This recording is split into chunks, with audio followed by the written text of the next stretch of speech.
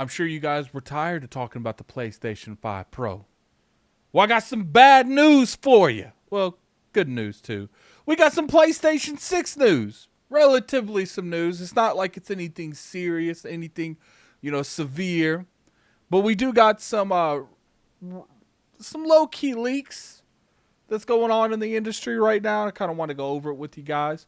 What's going on, you guys? Gaming out here coming at you another video. Today we'll be talking about the PlayStation 6 and being $999. No, I'm joking. That's a joke. Don't go to the printing press with that, okay? So today it's looking like there's been a little bit of leakage going on with the PlayStation 6. So let's jump over here. First off, let's catch you guys up to date. All right, we've not heard nothing about the PlayStation 6 right now. I would say the bulk of the media, the bulk of influencers, everyone's talking about the PlayStation 5 Pro and how it's $699. Never really been priced ever to that degree. I could compare it to something maybe like the PlayStation 3. They came out at a crazy, ridiculous price point. So that's what everyone's been talking about for the past week.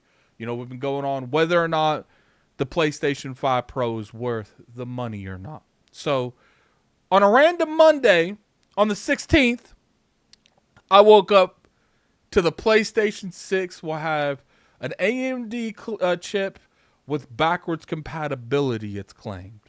So the next generation of PlayStation 6, which is funny, I think it should have said the next generation of PlayStation and then the PS6, is already well in development, and the majority of decisions on the console have already been made. According to a new report from readers, the new PlayStation 6 will once again feature an AMD chip in the system. The reports say that the Sony and Intel were in talks, but Intel lost the contract to AMD back in 2022. The reports claim that one of the disputes between Intel and Sony involved how much profit Intel would make off each processor, on top of the price dispute. Backwards compatibility is said to be a major sticking point with Sony. Moving from AMD, which made the PlayStation 5 chip, to Intel would have been a risk. Would have risked backwards compatibility, which was a subject of discussion between Intel and Sony engineers and the executives. The reports say ensuring backwards compatibility with prior versions of PlayStation would have been costly and taken engineers' resources. So it's pretty much saying, look, we could do it, but it will cost more money. They'd have to build more infrastructures on the back end to handle that. Whether or not that means backwards compatibility with just the PS5 and PS4 games, or that means further back in the PlayStation catalog, is currently unknown. What do you think? Sony sticking with AMD for the PlayStation 6 processor? Join the discussion. So that's you can go to forums. Let's go over here to IGN real quick. I find it interesting that they actually expect the PlayStation 6 to come out in 2027. So let's read this. We're not going to read this top part because I feel like this is pretty much what we just read. The news comes in heels of the Sony's PS5 Pro announcement, which has raised eyebrows over its $700 price tag. But when the PS6 comes around, the PS4 came out in 2013 and the PS5 7 years later. In November 2020, if the pattern repeats itself, the PS6 will come out in 2027. One game that may be launched in the PS6 is Metal Gear Collector. It's that new action game that Kojima's making. All right, so let's talk about this. First off, let's just go over the general idea of the thing. Backwards compatibility. It shows that the competition with Xbox has been very vital to them doing backwards compatibility. Because if you remember, they abandoned backwards compatibility relatively fast. If I remember correctly, the first real SKU that came out with the PlayStation 3 initially had backwards compatibility, and they ended up scrapping it because it cost too much money. Now, PlayStation 4 it was compatible to some degree, but it was only games that they choose, and it was games that they pretty much re-brought out. Backwards compatibility used to be a big thing for PlayStation. The PlayStation 2, I used to be able to play like the old Final Fantasy games on that. Can't say that much. Luckily, because Microsoft was pushing for that backwards compatibility during the Xbox One generation, they came out with the Xbox Series consoles was doing the same thing. So PlayStation realistically had no choice but to respond to that, because that's how competition usually works. So the PlayStation 5 was compatible with the PlayStation 4 games. It's going to be interesting to see if they take the backwards compatibility serious. I would love to see PlayStation 3 be backwards compatible, PlayStation 2 and PlayStation 1. Have their whole catalog now. Whether or not you could just throw the disc in and it works, I don't know if that's going to be realistic. I don't even know if the PS6 is going to have a disc tray. I would say now that they're getting a little bit comfortable with releasing consoles such as the PlayStation 5 Pro without a disc that you have to buy separately, I would say they will take that practice and they will move it to the PlayStation 6. Put in the comment section below if you guys feel that way. To me, if you're offering that service and you're offering an attachment that they can still get the physical media, why put your price point to a point where it's not there? Just allow it to be integrated into the console and allow it to be sold separately. To me, makes the perfect sense. It's going to be interesting though. Maybe they'll make 2 SKUs, one with a disc tray, one without a disc tray. That's probably a good route they'll make. I don't know. It's kind of interesting. This whole scenario is interesting. Now let's talk about IGN thinks, according to the pattern, November 2027, and the pattern with the PlayStation 3 to the 4 and the 4 to the 5. Well, it's mainly the PlayStation 4 to the 5, not really the 3, but with that pattern, they expect it to come out in 2027. Now, that's saying something. We do know the pandemic really slowed all of these companies down, so I'm curious if that's going to slow PlayStation down from releasing in 2027, if that is the general roadmap that they want to do. I'm sitting here looking at this and just like, if they did want to release in 2027, maybe that gets pushed back to 2028 now.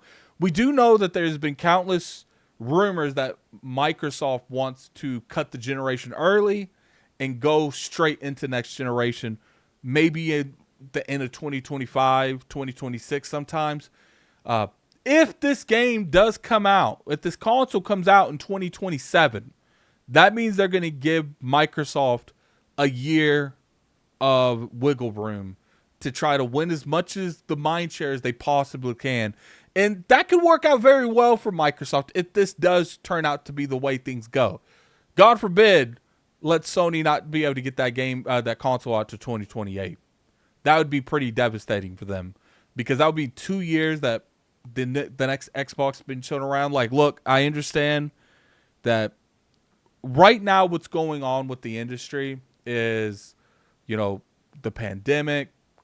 There's so many variables that would lead to high-end consoles not selling well. Not to mention the condition that the brand of Xbox is in right now. But I'm just saying, in my perspective, a lot of people are not, especially gamers, we have zero self-control. If there are games that are coming out just for next gen only, which it's going to really rely on Xbox to just cut the series consoles off almost out the gate. Now, that's not necessarily every game, but their biggest games got to be next gen only in order to get people to migrate very fast. Because I do feel like that year, maybe 2, will really help Microsoft and Xbox get the brand out there in a big way, because they'll be the only people really in town. It'll be about a year away from the Switch too, because I assume the Switch is going to come out next year, and I assume that Xbox will come out the year following. So they will have a window. Now, whether or not these games are only next gen, or maybe half of them, or just some of their bigger ones are only next gen, that's going to really determine stuff. You know, you get like 2026, maybe 6 months later, you have like Elder Scrolls. If they're able to, you know, make Elder Scrolls next gen only and only have it on Xbox for that like 6 months to a year until, you know, the next PlayStation comes out, and then maybe Elder Scrolls is a launch title for the next PlayStation, that would dramatically help Xbox gain a lot of goodwill. All determines on the games. We've said this for as long as I can remember on this channel.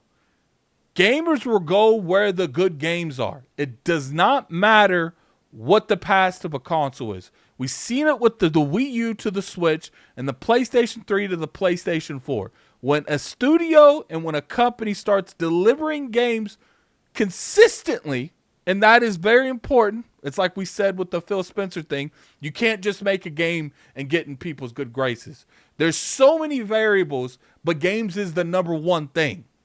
So if you're making good games from now till the PlayStation, till the next Xbox, and then let's say 6 months later, Elder Scrolls drops. I don't know if that's realistic or not, but let's say that happens. People are going to remember that. And especially if Elder Scrolls is good. Then you got, you know, the Outer Worlds 2.